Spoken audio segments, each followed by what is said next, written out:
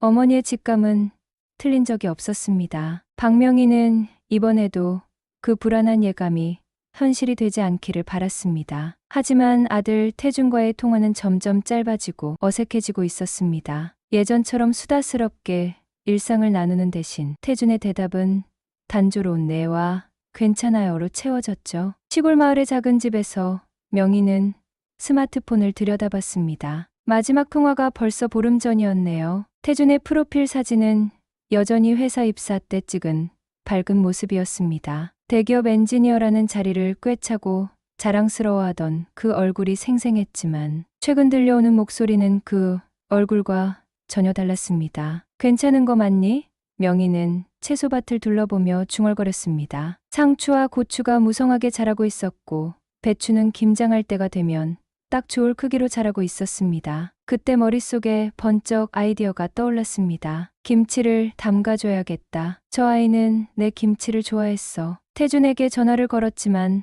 받지 않았어요. 단체 채팅방에 메시지를 남겼습니다. 김치 담갔어.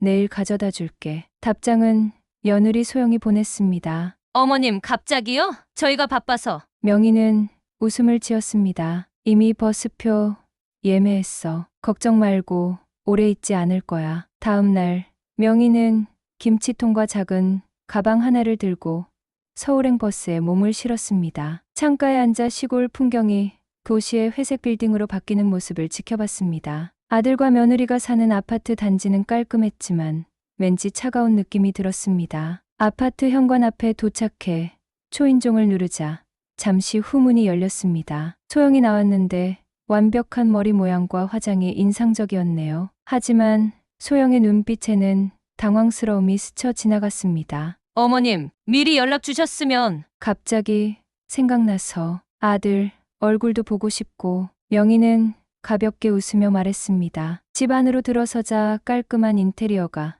눈에 들어왔어요. 하지만 어딘가 인위적인 느낌이 들었습니다. 마치 전시장처럼 너무 완벽해서 사람 사는 집 같지 않았죠. 태준이는 아, 방에서 쉬고 있어요. 요즘 몸이 안 좋아서. 소영이 대답했습니다. 명희는 아들 방으로 향했고 문을 두드렸지만 대답이 없었어요. 조심스레 문을 열자 어두운 방에 태준이 누워 있었습니다. 창문 커튼이 내려져 있어 햇빛이 거의 들어오지 않았죠. 태준아, 엄마 왔다. 태준은 천천히 몸을 일으켰습니다. 명희는 숨을 삼켰습니다. 아들의 얼굴은 마치 다른 사람처럼 변해 있었어요. 뺨은 홀쭉하게 들어가 있었고 눈빛에는 생기가 사라져 있었습니다. 그리고 무엇보다 그 미소, 익숙하면서도 낯선 미소가 명희의 가슴을 옥죄었습니다. 엄마, 왜 갑자기? 태준의 목소리는 작고 힘이 없었습니다. 김치 해왔지. 내가 좋아하는 거. 명희는 밝게 말했지만 마음속으로는 충격에 휩싸였습니다. 이게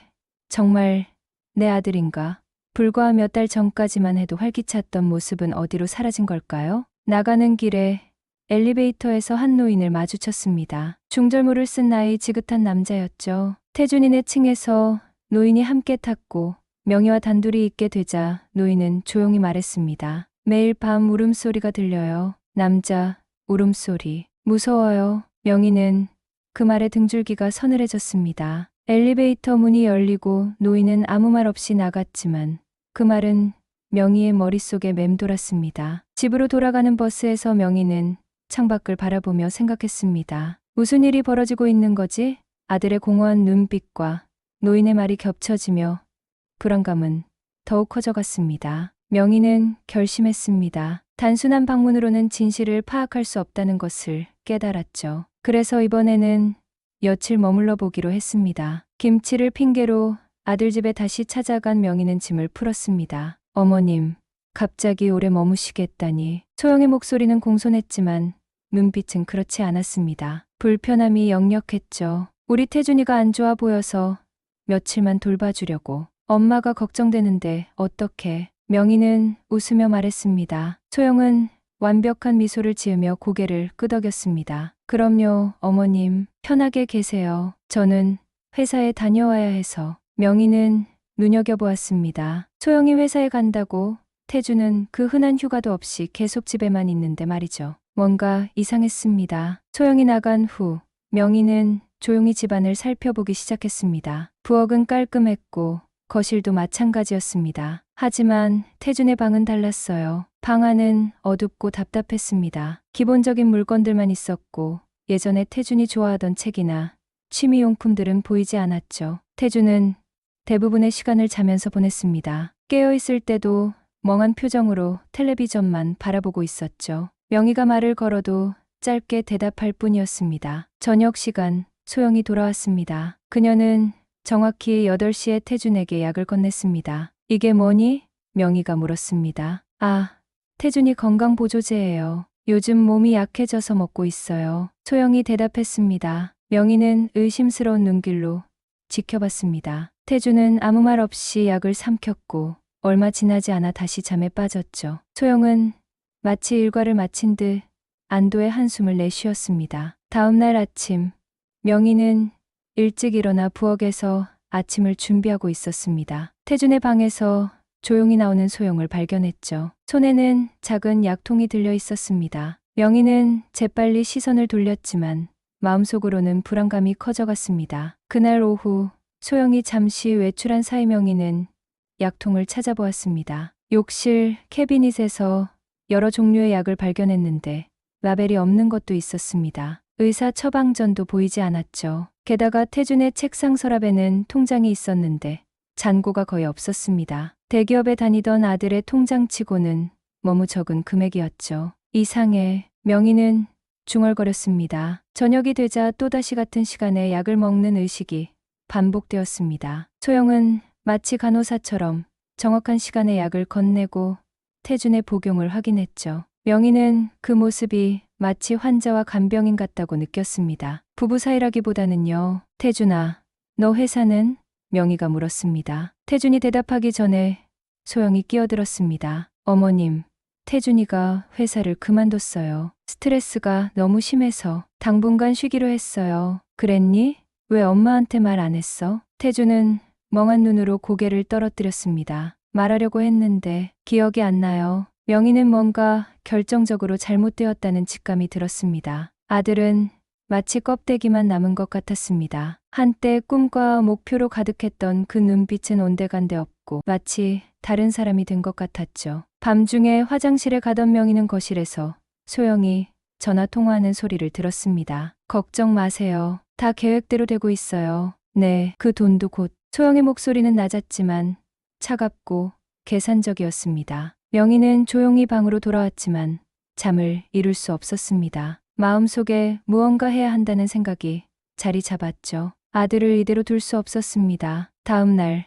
명희는 가게에 다녀오겠다며 외출했습니다. 하지만 실제로는 작은 전자제품 가게로 향했죠. 그곳에서 몇 개의 작은 홈캠을 구입했습니다. 초소형이라 눈에 잘 띄지 않는 것으로요. 이게 얼마나 오래 녹화되나요? 명희가 물었습니다. 메모리 카드 용량에 따라 다르지만 이 모델은 움직임이 감지될 때만 녹화해서 일주일은 충분합니다. 점원이 설명했습니다. 명희는 고개를 끄덕이며 카메라와 메모리 카드를 구입했습니다. 귀갓길에 그녀는 이웃 노인을 다시 만났습니다. 엘리베이터에서 단둘이 되자 명희가 먼저 말을 걸었습니다. 저번에 말씀하신 울음소리 정말인가요? 노인은 천천히 고개를 끄덕였습니다. 매일 밤이요. 가끔은 소리 지르는 것도 들려요. 하지만 아무도 믿어주지 않죠. 늙은이 헛소리라고만 하니까요. 혹시 녹음해 두신 건 없나요? 노인의 눈이 반짝였습니다. 있습니다. 요새 잠을 못 자서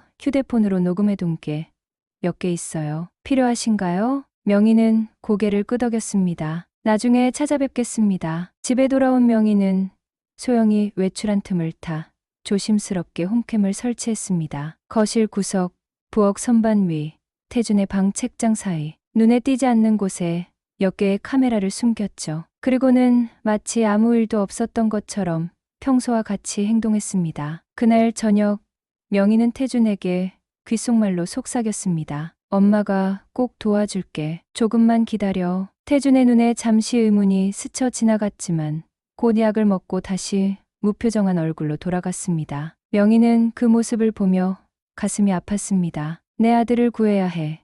그녀는 마음속으로 다짐했습니다. 사흘 후 명희는 시골로 돌아왔습니다. 소영은 안도의 표정을 감추지 못했고 태주는 마지막까지 무표정한 얼굴로 엄마를 배웅했습니다. 집으로 돌아온 명희는 바로 노트북을 펼쳤습니다. 하나씩 홈캠의 영상을 확인하기 시작했죠. 처음엔 별다른 것이 보이지 않았습니다. 소영은 완벽한 주부처럼 집안일을 했고 태주는 대부분 방에서 지냈죠. 하지만 밤중에 영상에서 명희는 숨을 들이마셨습니다. 소영이 태준의 방에 들어가 그를 깨우는 장면이었습니다. 일어나, 이것 좀 먹어야지. 소영의 목소리는 달콤했지만 어딘가 차가웠습니다. 태준이 고개를 저으며 저항하자 소영의 표정이 순식간에 변했죠. 먹어. 안 그러면 또 그렇게 될 거야. 태준의 눈에 공포가 서렸습니다. 그는 떨리는 손으로 약을 삼켰고 소영은 만족스러운 미소를 지었습니다. 착하지. 이제 자기 이름이 뭐지? 김태준입니다. 내가 누구지? 제 아내 정소영입니다. 소영이 웃었습니다. 그래, 잘했어. 내가 뭐라고 했었지? 엄마한테는 아무 말도 하지 말라고 했습니다. 태준의 목소리는 감정 없이 기계적이었습니다. 명희는 화면을 보며 눈물을 흘렸습니다. 이것은 단순한 약물 복용이 아니었습니다. 소영은 태준을 조종하고 있었습니다. 마치 세뇌라도 하는 것처럼요. 다음 영상에서는 소영이 태준의 통장과 신분증을 확인하는 모습이 담겨 있었습니다. 그녀는 태준의 핸드폰을 뒤지며 모든 메시지를 확인하고 어떤 번호들은 차단했습니다. 특히 명희의 번호였죠. 가장 충격적인 장면은 소영이 태준에게 서류에 서명하게 하는 모습이었습니다. 여기 사인해. 이건 우리 미래를 위한 거야. 태준은 무엇인지 묻지도 않고 기계적으로 서명했습니다. 소영은 그 서류를 조심스럽게 서류 가방에 넣었습니다. 명희는 몸을 떨었습니다. 이것은 단순한 부부 갈등이 아니었습니다. 소영은 태준을 완전히 통제하고 있었고 그것도 매우 계획적으로요. 하지만 아직 증거가 부족했습니다. 명희는 더 많은 정보가 필요했죠. 다음 날 명희는 이춘식 노인을 찾아갔습니다. 그는 한 아파트에 홀로 살고 있었고 명희를 반갑게 맞아주었습니다. 찾아오실 줄 알았습니다. 이춘식은 차분한 목소리로 말했습니다. 제가 들은 것들이 많습니다. 저는 전직 교사라 기억력이 좋아요. 그리고 격이 생각보다 얇습니다. 노인은 낡은 휴대폰을 꺼냈습니다. 여기 녹음한 것들이 있어요. 처음엔 제가 잘못 들은 줄 알았습니다. 하지만 명희는 녹음 파일을 하나씩 들었습니다. 밤중의 울음소리, 소리침, 그리고 가장 충격적인 것은 소영의 목소리였습니다. 넌 내 거야. 넌 나 없이는 살 수 없어. 내가 누구인지, 뭘 해야 할지 모든 걸 내가 알려줄 거야. 그리고 태준의 흐느끼는 소리가 이어졌습니다. 제발 그만해요. 누구 덕분에 사는 거지?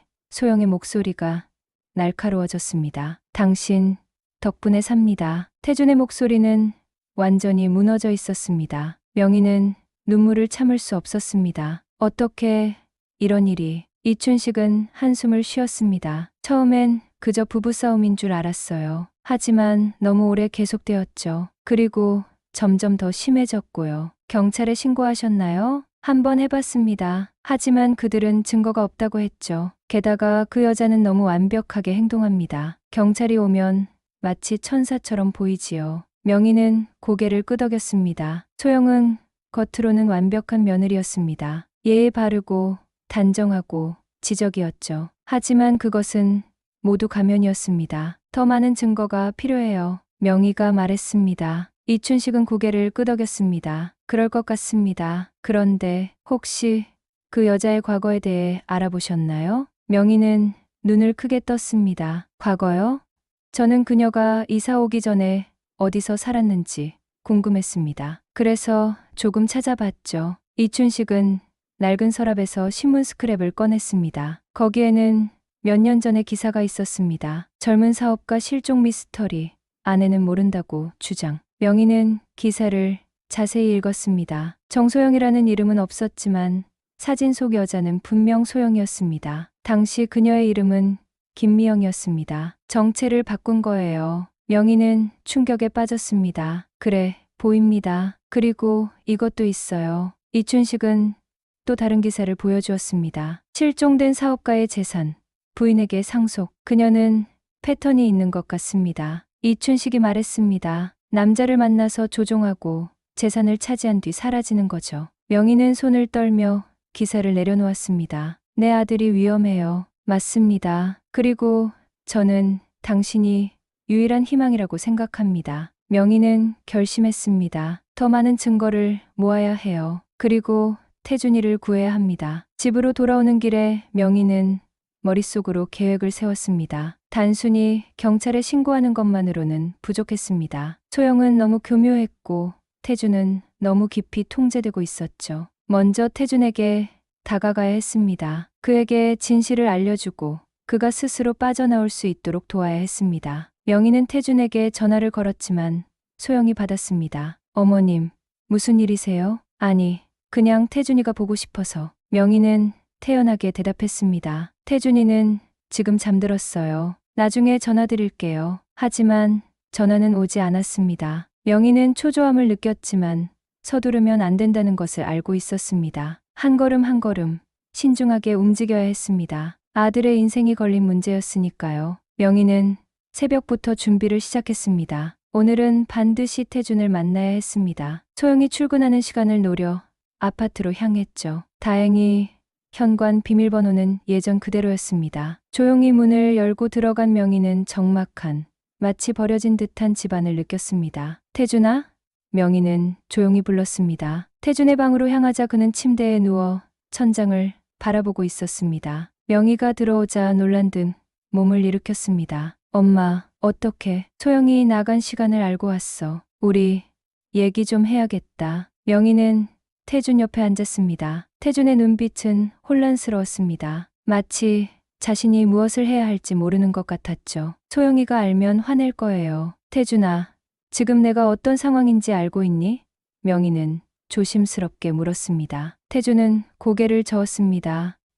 저 잘 모르겠어요. 요즘 기억이 잘 안 나요. 머리가 안개 낀 것 같아요. 명희는 가방에서 작은 USB를 꺼냈습니다. 이걸 봐야 해. 홈캠으로 찍은 거야. 그리고 이건 소영에 대한 기사. 그리고 이웃 노인이 녹음한 파일이야. 태준은 멍한 눈으로 USB 바라보았습니다. 이게 뭐예요? 진실이야. 소영이 널 어떻게 대하는지, 어떤 약을 먹이는지 모두 여기 있어. 태준의 눈에서 두려움이 번졌습니다. 전 약을 많이 먹어요. 소영이 말로는 건강을 위해서라고 하는데 그건 너를 통제하기 위한 거야. 그 약 때문에 내가 정신이 흐려지고 기억을 잃어가는 거야. 태준은 천천히 고개를 들어 어머니를 바라보았습니다. 눈빛에 처음으로 의문이 깃들기 시작했습니다. 정말요? 내 방을 좀 뒤져봐도 될까? 혹시 내가 남긴 것들이 있을지 모르니까. 태준은 고개를 끄덕였고 명희는 방을 샅샅이 살펴보기 시작했습니다. 침대 아래, 옷장 뒤, 서랍 안, 그리고 마침내 오래된 책장 뒤에서 작은 상자를 발견했습니다. 이게 뭐니? 태준은 혼란스러운 표정으로 상자를 바라보았습니다. 기억이 안 나요. 제가 숨긴 건가요? 명희는 상자를 열었습니다. 안에는 오래된 구형 휴대폰이 있었습니다. 배터리가 없었죠. 명희는 가방에서 만능 충전기를 꺼내 연결했습니다. 잠시 후 휴대폰이 켜졌고 화면에는 비디오 파일 아이콘 몇 개가 보였습니다. 이건 내 예전 폰이에요. 태준의 목소리가 떨렸습니다. 소영이 모르게 숨겨둔 것 같아요. 명희는 첫 번째 영상을 재생했습니다. 그곳에는 훨씬 건강해 보이는 태준의 모습이 담겨 있었습니다. 눈에는 생기가 있었고 말투도 또렷했죠. 이건 내 영상일기야. 날짜는 반년 전이네. 소영이랑 결혼한 지 한 달쯤 됐을 때 태준이 영상에서 말했습니다. 뭔가 이상해. 소영이가 자꾸 내가 하는 일에 간섭해. 친구들도 만나지 말래. 그리고 내가 먹는 약. 먹고 나면 항상 머리가 흐릿해져. 다음 영상에서는 더욱 지친 모습의 태준이 나왔습니다. 회사를 그만두래. 자기가 벌 테니까. 내가 왜 그랬지? 어떻게 설득당했는지 기억이 안 나.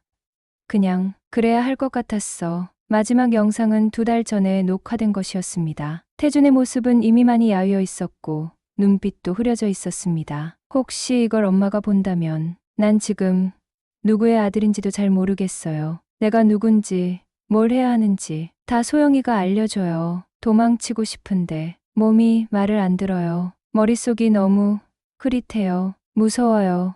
엄마. 영상이 끝나고 명희는 눈물을 흘렸습니다. 태준도 충격받은 표정으로 자신의 모습을 바라보았습니다. 그의 눈에서 무언가가 깨어나기 시작했습니다. 마치 오랜 꿈에서 깨어나는 것처럼요. 엄마, 저 지금 무슨 일이 일어나고 있는 거예요? 태준의 목소리가 떨렸습니다. 넌 학대받고 있어.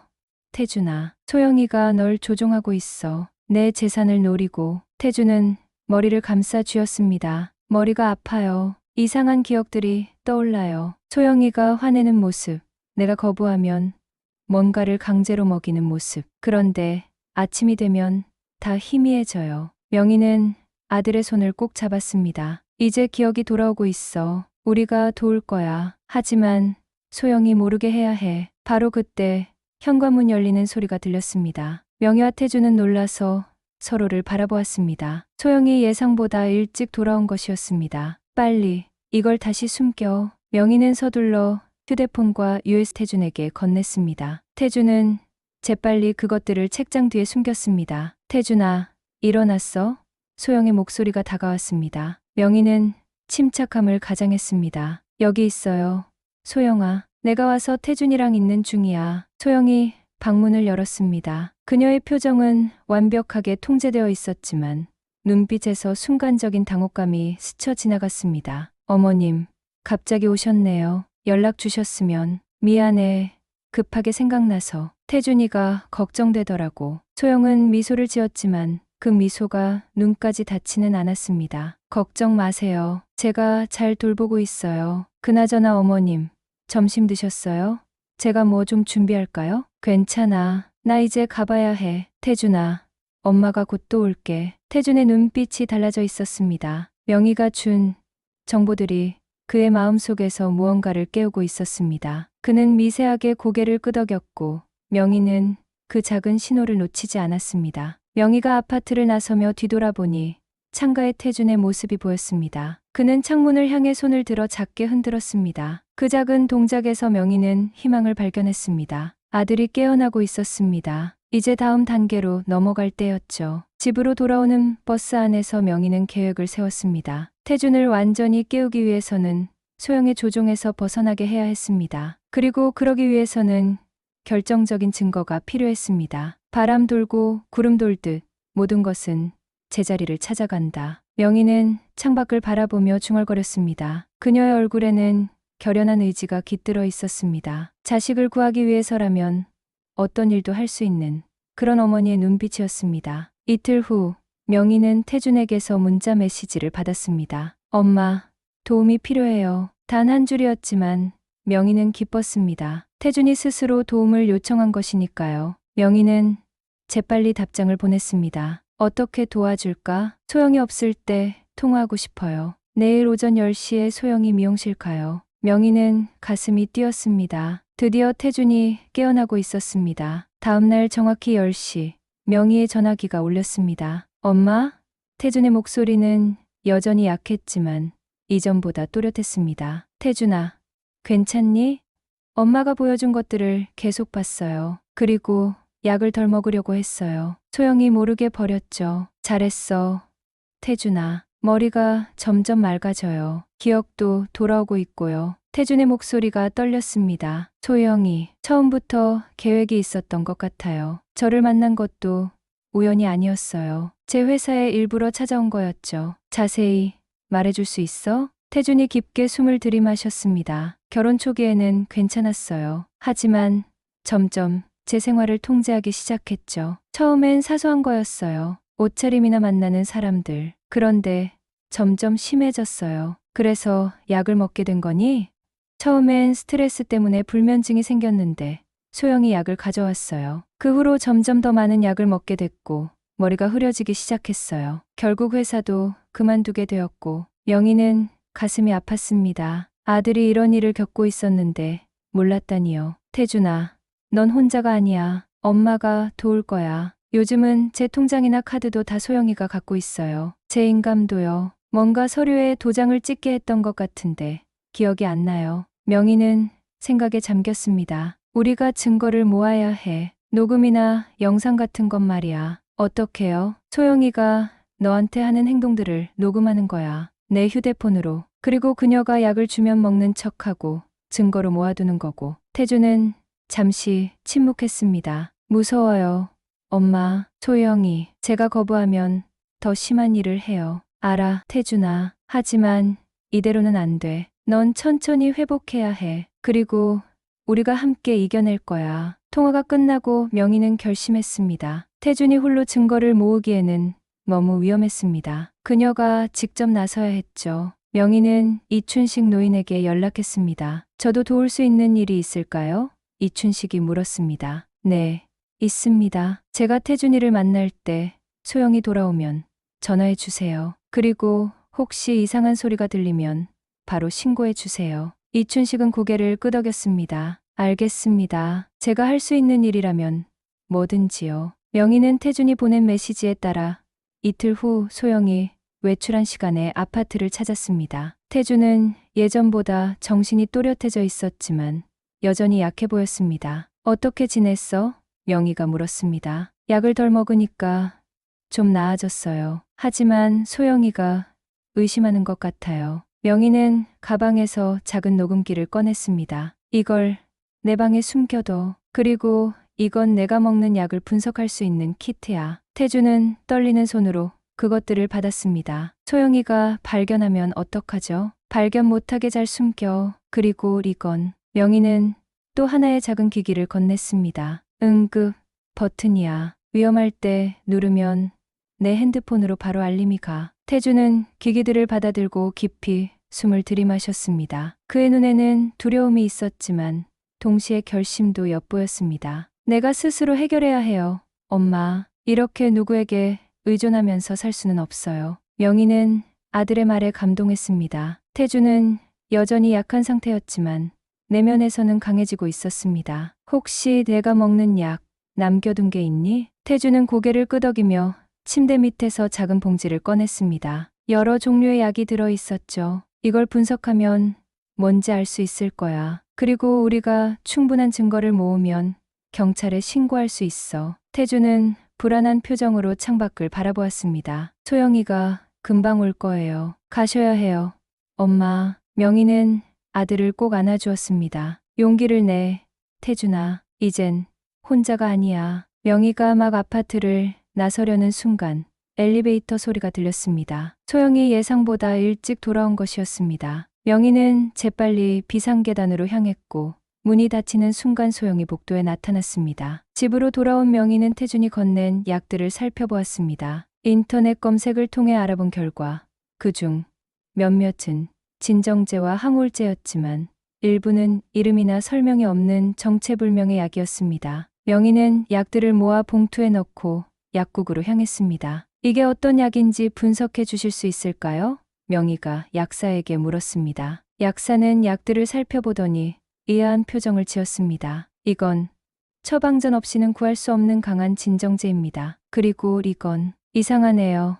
정식 의약품 번호가 없습니다. 무슨 뜻인가요? 불법, 약물이거나 임상실험 단계의 약일 수도 있습니다. 어디서 구하셨나요? 명희는 잠시 망설이다가 모든 상황을 설명했습니다. 약사는 심각한 표정으로 들었습니다. 경찰에 신고하셔야 합니다. 이런 약들을 무분별하게 복용하면 심각한 부작용이 생길 수 있어요. 특히 이 미확인 약물은 더욱 위험합니다. 명희는 고개를 끄덕였습니다. 증거를 조금 더 모아서 꼭 신고할 거예요. 그날 밤 명희는 잠을 이루지 못했습니다. 아들이 얼마나 위험한 상황에 처해 있는지 알게 되었으니까요. 새벽녘에 그녀의 핸드폰이 울렸습니다. 응급 버튼의 알림이었습니다. 명희는 화들짝 놀라 일어났습니다. 곧바로 태준에게 전화를 걸었지만 받지 않았습니다. 그녀는 공포에 질렸고 바로 이춘식에게 전화했습니다. 소리가 들렸나요? 네, 지금 큰 소리가 났어요. 마치 누군가 쓰러진 것 같았습니다. 경찰에 신고할까요?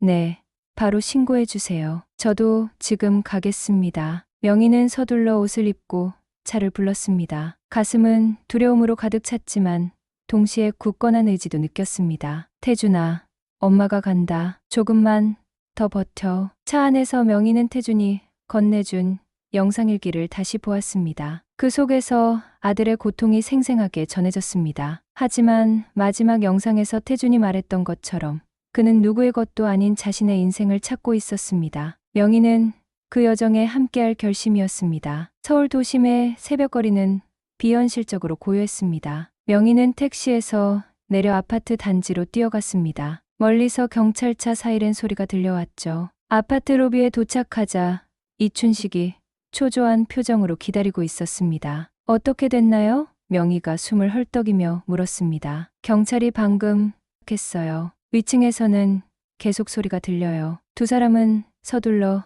엘리베이터를 탔습니다. 태준이 사는 층에 도착하자 복도에는 이미 몇몇 이웃들이 나와 있었고 경찰들이 문 앞에 서 있었습니다. 제 아들이에요. 명희가 외쳤습니다. 경찰관이 명희를 바라보았습니다. 어머니신가요? 신고가 들어와서 왔는데 아무도 문을 안 열어줍니다. 바로 그때 문이 열렸습니다. 소영이 완벽하게 단정한 모습으로 나타났죠. 그녀의 표정은 평온했지만 눈동자는 날카롭게 빛났습니다. 무슨 일이신가요? 경찰관님, 소영이 예의 바르게 물었습니다. 신고가 들어왔습니다. 집 안에서 소음이 있었다고요. 소영은 부드럽게 웃었습니다. 아, 텔레비전 소리였을 거예요. 죄송합니다. 남편이 잠을 잘 못 자서 밤에 텔레비전을 보거든요. 명희는 앞으로 나섰습니다. 내 아들은 어디 있니? 소영의 눈에 순간 당혹감이 스쳤지만 곧 미소를 되찾았습니다. 어머님, 이 시간에요?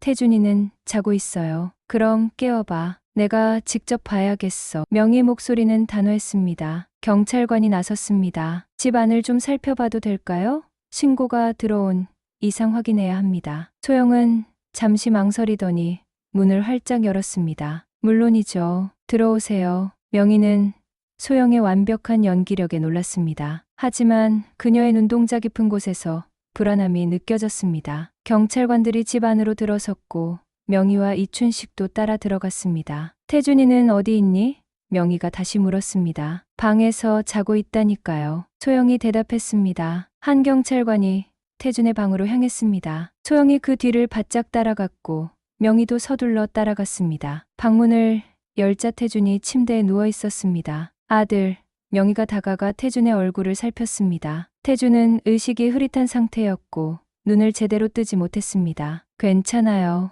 엄마. 태준의 목소리는 희미했습니다. 경찰관이 태준에게 다가갔습니다. 괜찮으세요? 무슨 일이 있었나요? 태준은 천천히 고개를 들었습니다. 그의 눈에서 필사적인 신호가 보였습니다. 도와주세요. 저를 여기서. 그 순간 소영이 앞으로 나섰습니다. 남편이 정신질환이 있어요. 망상이 심하고 가끔 헛소리를 해요. 의사가 처방한 약을 먹고 있고요. 명희는 분노로 떨었습니다. 거짓말이야. 내가 우리 아들을 약으로 조종하고 있잖아. 소영은 경찰관들을 향해 애처로운 표정을 지었습니다. 보세요. 시어머니도 이러세요. 우리 가정사에 자꾸 개입하시려고. 태준이 병원에 다니는 진료 기록도 있어요. 경찰관은 혼란스러운 상황을 지켜보았습니다. 증거가 있으신가요? 명희는 가방에서 USB를 꺼냈습니다. 여기 모든 증거가 있어요. 홈캠 영상, 약 분석 결과, 그리고 태준이의 영상일기까지. 소영의 얼굴이 굳어졌습니다. 그녀는 재빨리 태준 곁으로 다가가 그의 손을 꽉 잡았습니다. 여보, 이제 그만 놀이를 하자. 엄마한테 진실을 말해줘. 태준의 몸이 떨렸습니다. 오랜 통제의 습관이 그를 올가매고 있었습니다. 하지만 그는 천천히 고개를 들어 소영을 마주 보았습니다. 더 이상은 못 속여요. 태준의 목소리는 약했지만 단호했습니다. 당신이 나에게 한 일들 다 기억나요. 소영의 표정이 순간 일그러졌습니다. 그녀는 태준의 팔을 더 세게 잡았고 그 순간 태준이 소리를 질렀습니다. 아파요. 경찰관이 소영과 태준 사이에 끼어들었습니다. 진정하세요, 부인. 이춘식이 앞으로 나섰습니다. 저는 옆집에 살고 있습니다. 매일 밤 들리는 울음소리, 그리고 이 여자가 남편을 학대하는 소리를 모두 녹음해뒀습니다. 소영은 이제 완전히 당황한 상태였습니다. 그녀는 후퇴하며 벽에 기대었습니다. 눈에는 공포와 분노가 교차했습니다. 다 거짓말이에요. 태준이는 정신이 아파요. 모두 망상이라고요. 경찰관은 US 받아들고 다른 경찰관과 눈짓을 주고받았습니다. 일단 모두 진정하시고 경찰서에서 이야기를 나눠야겠습니다. 그리고 김태준 씨, 병원 검진이 필요해 보입니다. 태준은 천천히 몸을 일으켰습니다. 다리에 힘이 없어 비틀거렸지만 명희가 재빨리 부축했습니다.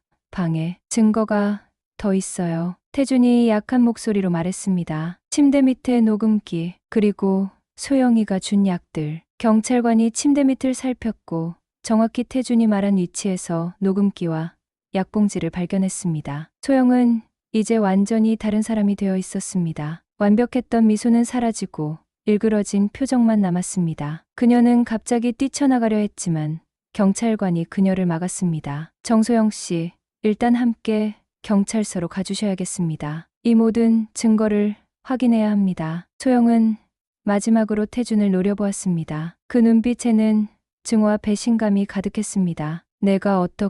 내가 있어야 내가 살 수 있는데. 태준은 어머니에게 기대어 서서 소영을 똑바로 바라보았습니다. 그의 눈에는 두려움이 있었지만 동시에 결연함도 있었습니다. 아니에요. 사람은 누구 덕분에 살아야 하는 게 아니라 스스로 살아야 해요. 소영의 얼굴이 백지장처럼 하얘졌습니다. 그녀는 마치 유령을 본 듯한 표정이었습니다. 경찰관들이 소영을 데리고 나갔고 다른 경찰관은 태준을 병원으로 데려가기로 했습니다. 구급차가 도착하고 태준은 들것에 실려 나갔습니다. 명희는 아들의 손을 꼭 잡고 있었습니다. 엄마가 있을게. 태준아, 이제 다 괜찮아질 거야. 태준의 눈에 눈물이 고였습니다. 엄마, 미안해요. 제가 왜 이렇게 됐는지. 내 잘못이 아니야. 아들아, 넌 피해자일 뿐이야. 구급차 안에서 태준은 명희에게 기대어 울기 시작했습니다. 오랫동안 참아왔던 눈물이 터져 나왔습니다. 그것은 슬픔의 눈물이면서도 동시에 해방의 눈물이기도 했습니다. 병원에 도착하자 의사들이 태준을 검사하기 시작했습니다. 혈액 검사, 신체 검사, 그리고 정신 상태, 평가까지 다양한 검사가 이루어졌습니다. 약물 의존성이 있네요. 의사가 말했습니다. 그리고 일부 약물은 승인되지 않은 것들입니다. 심각한 중독 상태예요. 회복하려면 시간이 필요할 겁니다. 명희는 고개를 끄덕였습니다. 시간이 얼마나 걸리든 함께 할 거예요. 의사는 태준의 상태를 더 자세히 명희에게만 설명했습니다. 장기간의 약물 남용으로 인한 기능 저하가 있습니다. 기억력과 판단력이 크게 손상되었고 심리적 의존성도 형성되어 있어요. 하지만 약물 투여가 중단되면 천천히 회복될 가능성이 높습니다. 명희는 아들의 병실로 돌아갔습니다. 태준은 침대에 누워 창밖을 바라보고 있었습니다. 그의 얼굴은 여전히 창백했지만 눈빛에는 생기가 돌아오고 있었습니다. 태준아, 이제 시작이야. 우리가 함께 이겨낼 거야. 태준은 어머니를 바라보며 미소 지었습니다. 그 미소는 약하지만 진실되었습니다. 처음으로 자신만의 미소였죠. 네, 엄마, 이번엔 제 인생으로 시작할게요. 경찰서는 차분하면서도 긴장감이 감돌았습니다. 명희는 태준을 병원에 두고 경찰서로 향했습니다. 이춘식도 함께했죠. 증거를 제출하고 진술을 해야 했기 때문입니다. 수사관은 홈캠 영상, 녹음 파일, 약물 검사 결과를 차례로 검토했습니다. 영상 속 소영의 모습에 수사관의 표정이 굳어졌습니다. 이건 명백한 가정 폭력과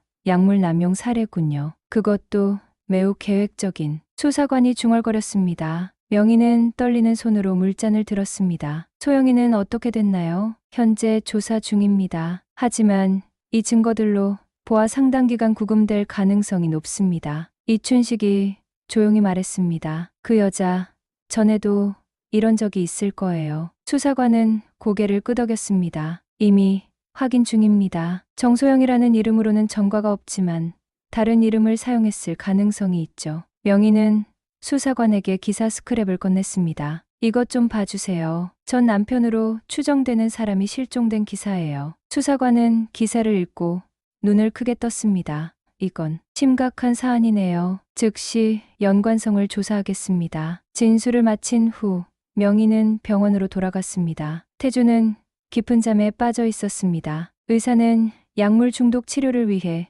일정 기간 입원이 필요하다고 설명했습니다. 명희는 아들의 손을 잡고 창가에 앉았습니다. 바깥은 어느새 밝아 있었고 아침 햇살이 병실로 스며들었습니다. 그 빛 속에서 태준의 얼굴은 평화로워 보였습니다. 오랜만에 보는 편안한 모습이었죠. 며칠 후 경찰에서 연락이 왔습니다. 소영, 정확히는 김미영이라는 본명을 가진 그녀에 대한 수사 결과였습니다. 김미영은 이전에도 2번의 결혼 이력이 있습니다. 수사관이 설명했습니다. 첫 번째 남편은 의문의 자살로 사망했고 2번째 남편은 현재까지 실종 상태입니다. 2 경우 모두 그녀에게 재산이 상속되었죠. 명희는 충격에 빠졌습니다. 그럼 태준이도? 네, 비슷한 패턴입니다. 하지만 이번에는 증거가 있어 그녀를 붙잡을 수 있었죠. 현재 그녀의 집과 계좌를 모두 조사 중입니다. 아들분의 재산 관련 서류들도 발견되었고요. 명희는 안도의 한숨을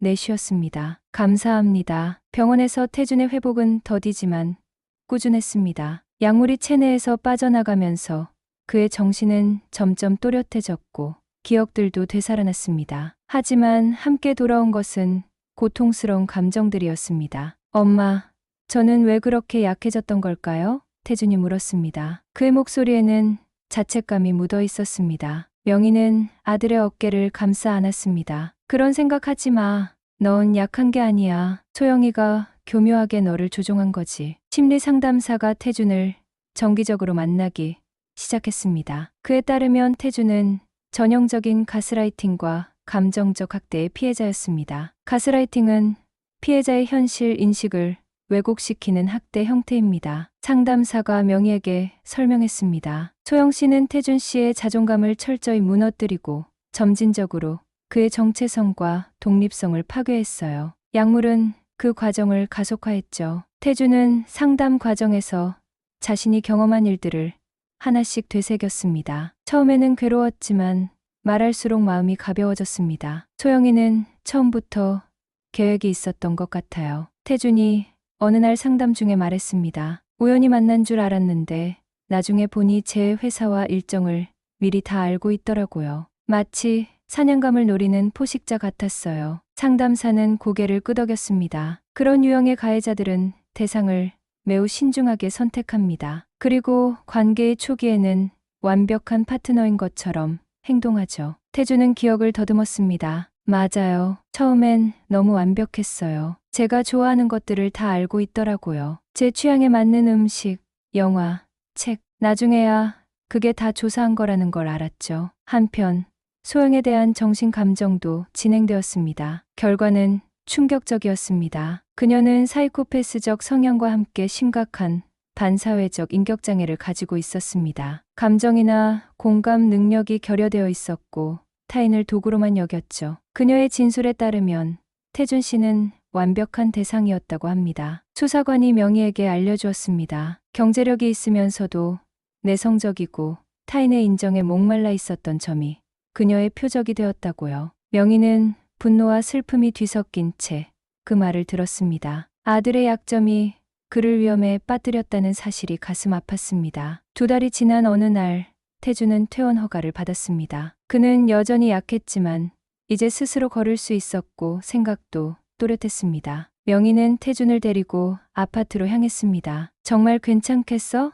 명희가 물었습니다. 아직 시골로 같이 가는 게 나을 것 같은데. 태준은 고개를 저었습니다. 아니에요. 엄마, 제가 다시 제 삶을 찾아야 해요. 도망치면 안 돼요. 아파트에 도착하자 태준은 잠시 현관 앞에 멈춰 섰습니다. 깊은 숨을 들이마시고 문을 열었습니다. 집 안은 여전히 깔끔했지만 이제는 그 완벽함이 불편하게 느껴졌습니다. 정리를 좀 해야겠어요. 태준이 말했습니다. 둘은 함께 집안을 정리하기 시작했습니다. 소영의 물건들은 상자에 담았고 그녀가 배치한 가구들은 재배열했습니다. 태준은 소영이 빼앗아간 자신의 취미 물건들을 찾아내어 다시 꺼내놓았습니다. 이렇게 바꾸니까 정말 달라 보이네요. 태준이 미소 지었습니다. 명희는 벽에 설치했던 홈캠들을 하나씩 회수했습니다. 더 이상 필요 없는 감시 장치들이었죠. 마지막 카메라를 제거하면서 명희는 생각했습니다. 이제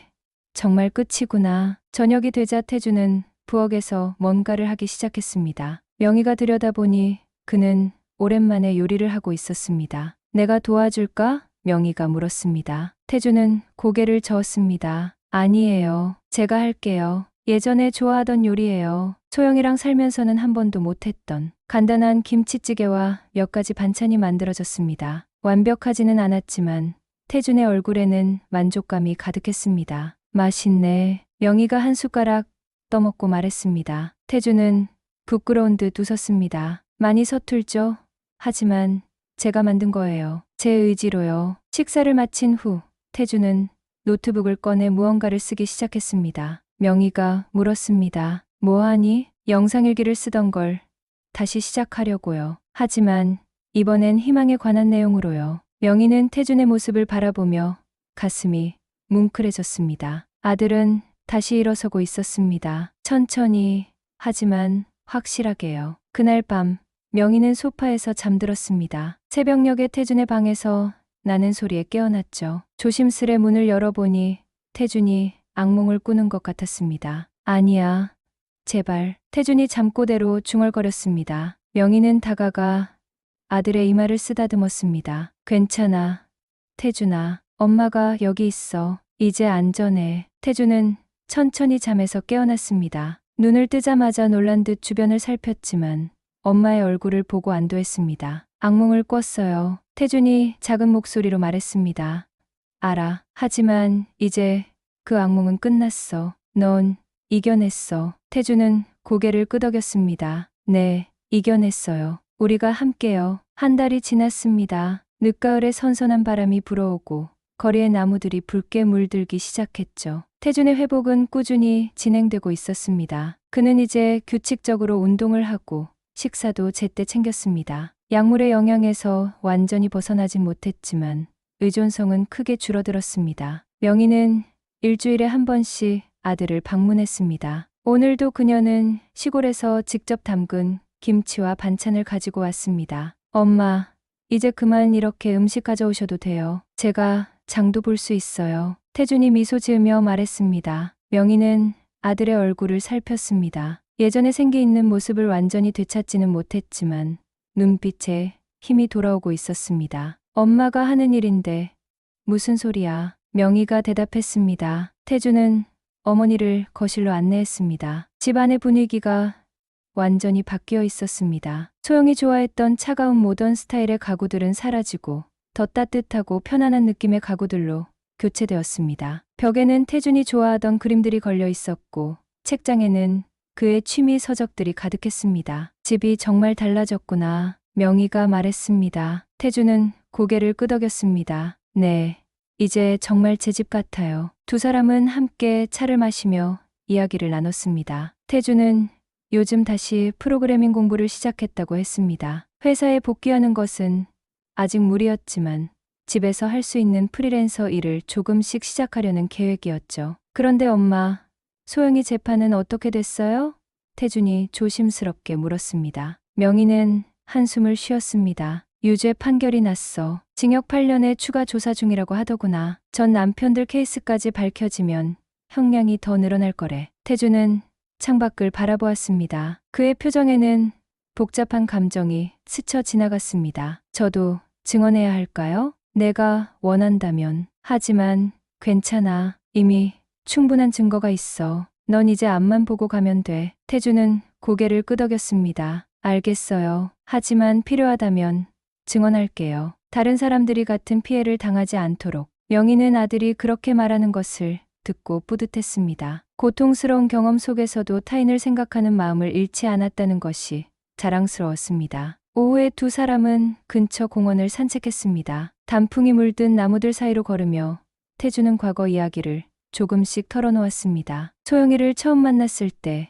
그녀는 정말 완벽해 보였어요. 모든 면에서요. 태준이 말했습니다. 하지만 지금 생각해보면 그건 다 연기였어요. 저를 위한 맞춤형 연기였죠. 명희는 아들의 팔을 잡았습니다. 사람을 완벽하게 알기는 어려운 법이야. 내 잘못이 아니야. 태준은 씁쓸하게 웃었습니다. 제가 너무 외로웠던 것 같아요. 회사에서는 인정받았지만 정작 제 삶은 공허했으니까요. 소영이는 그 빈자리를 정확히 노렸던 거죠. 이제 그런 빈자리를 스스로 채우는 법을 배우는 거야. 명희가 말했습니다. 공원 벤치에 앉아 두 사람은 지나가는 사람들을 바라보았습니다. 아이들이 뛰놀고 연인들이 걸으며 노인들이 담소를 나누는 평범한 일상의 풍경이었습니다. 간혹 아직도 그 시간들이 악몽처럼 떠올라요. 태준이 조용히 말했습니다. 소영의 목소리가 들리는 것 같고 약에 취했던 느낌이 몸에 남아있는 것 같고 하지만 이제는 그게 현실이 아니란 걸 알아요. 명희는 아들의 손을 꼭 잡았습니다. 시간이 약이란다. 모든 상처는 언젠가 아물기 마련이야. 공원을 나와 집으로 돌아가는 길에 태주는 발걸음을 멈추었습니다. 엄마, 어쩌면 이 아파트를 팔고 새 출발을 하는 게 좋을 것 같아요. 명희는 놀란 듯 아들을 바라보았습니다. 갑자기 그런 생각을 한 거니? 네. 여기엔 너무 많은 기억이 있어요. 좋은 것보다 나쁜 것들이 더 많죠. 새로운 곳에서 진짜 제 삶을 시작하고 싶어요. 명희는 고개를 끄덕였습니다. 그래, 내가 원한다면 그렇게 하자. 집에 돌아와 태주는 노트북을 열고 부동산 사이트를 살펴보기 시작했습니다. 그는 더 작고 아늑한 곳을 찾고 있었습니다. 화려하거나 비싼 곳보다는 따뜻함이 느껴지는 공간을 원했죠. 여기 어때요? 엄마? 태준이 한 매물을 가리켰습니다. 오래된 아파트였지만 햇빛이 잘 들어오는 곳이었습니다. 가격도 적당하고 제가 감당할 수 있을 것 같아요. 명희는 화면을 들여다보았습니다. 좋아 보이는데 직접 가서 보면 더 좋겠구나. 저녁을 준비하면서 태주는 예전보다 훨씬 능숙하게 요리를 했습니다. 간단한 된장찌개와 몇 가지 반찬을 준비하는 동안 그는 미래 계획에 대해 이야기했습니다. 프리랜서 일을 하면서 천천히 다시 시작할 거예요. 그리고 언젠가는 제가 꿈꾸던 자체 소프트웨어를 개발하고 싶어요. 명희는 기쁜 마음으로 아들의 이야기를 들었습니다. 태준이 다시 꿈과 목표를 가지게 된 것이 무엇보다 중요했습니다. 식사 후 태준은 작은 상자를 꺼냈습니다. 그 안에는 그가 오래전부터 쓰던 영상일기가 담긴 메모리 카드들이 있었습니다. 이걸 다시 정리하고 있어요. 소영이를 만나기 전부터 지금까지. 태준이 말했습니다. 태준은 노트북으로 최근 녹화한 영상을 보여주었습니다. 화면 속 그는 카메라를 마주 보며 또렷한 목소리로 말하고 있었습니다. 오늘로 소영이에게서 벗어난 지 한 달이 됐다. 아직도 악몽을 꾸고 종종 불안해지지만 매일 조금씩 나아지고 있다. 이제 나는 내 인생의 주인이 되어가고 있다. 엄마가 없었다면 불가능했을 거야. 하지만 이제는 스스로 서야 한다는 것도 안다. 다시 시작해볼게요. 엄마, 이번엔 제 인생으로요. 영상이 끝나고 태준과 명희의 눈에는 눈물이 고였습니다. 그것은 슬픔의 눈물이 아닌 희망과 새로운 시작에 대한 눈물이었습니다. 자랑스럽다, 우리 아들. 명희가 태준을 꼭 안아주었습니다. 밤이 깊어가고 명희는 소파에서 잠들기 전에 마지막으로 태준의 방을 들여다보았습니다. 그는 평화롭게 잠들어 있었습니다. 얼굴에는 더 이상 불안이나 공포가 없었죠. 명희는 조용히 문을 닫고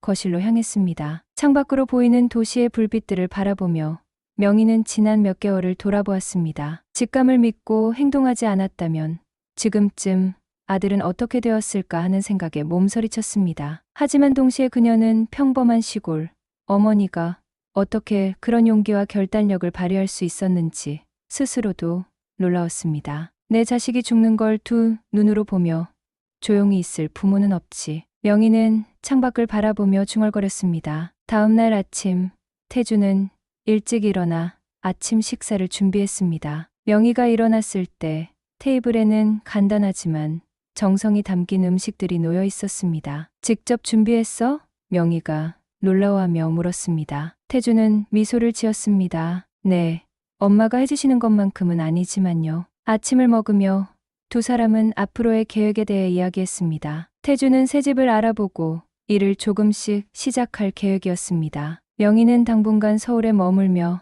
아들의 회복을 돕기로 했습니다. 엄마, 정말 감사해요. 태준이 진심을 담아 말했습니다. 뭘 감사해. 내 아들인데. 아니에요.